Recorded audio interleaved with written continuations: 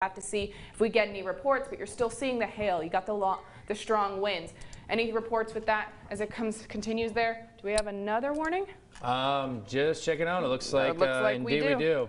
There you go. It is an active night, everyone. Make sure you know where your safe place is. Make sure you have multiple ways to receive these warnings. Here you go, Danielle. It's a new tornado warning for Livingston and Tangipahoa there. So this is until 8:30 p.m. So again, another 25 minutes under this warning. So we have 2 tornado warnings out at this time. Also in yellow in almost all this area, we have those severe thunderstorm warnings that are in effect until 8:45. So you have the severe thunderstorm warnings, and again, you have these 2 tornado warnings that are continuing to move on through. So again, what does the winds look like with this, Jesse? Yeah, right now, again, this is a Doppler indicated tornado, but it is a thunderstorm capable of producing a tornado, as they are seeing some signs of rotation kind of built up into this system. The concern right now is flying debris, mobile homes that could be damaged, obviously a lot of trees down, and power outages.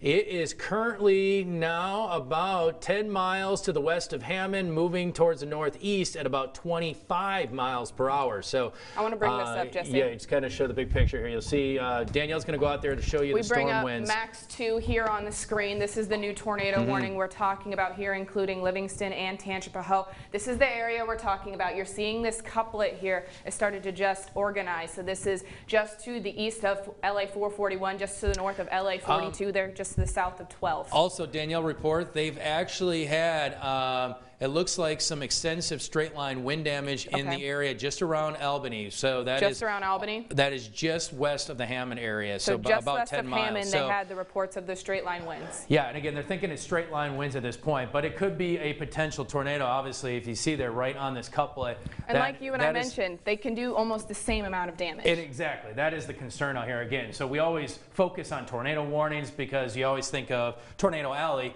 Again, those are the big, massive twisters that sit on the ground for hours, some of them larger than a mile in diameter. Well, for us, our biggest threat is actually straight line winds. Again, a lot of times because we get more wind in a broader area, so it covers a lot more surface area over a short amount of time, because a lot of our tornadoes are shallow. They don't last too long, more than maybe about a half an hour, 45 minutes tops.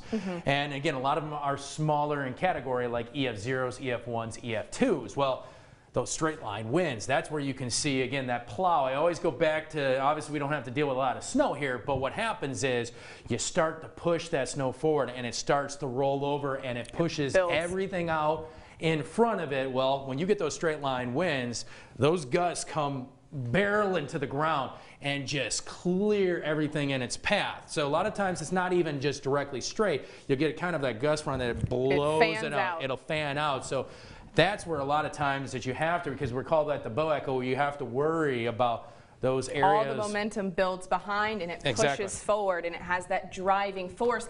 And this is the distinct line that we're seeing right here. Notice how it's not a circular motion. And I do want to point out, Daniel, and that's also where you start to get that rotation. And that's where you start to see those little couplets start to build up on the backside of it. So you get those little spin ups, those little small isolated tornadoes. And then the wind that comes out. And then they start to rotate. That's what's really happening with this system, because it is driving quickly to the east. And really, you're getting all the dynamics here. We've been sitting all day. During the morning hours, we had a lot of sunshine, a lot of humidity, and stability levels are just quickly ramping up.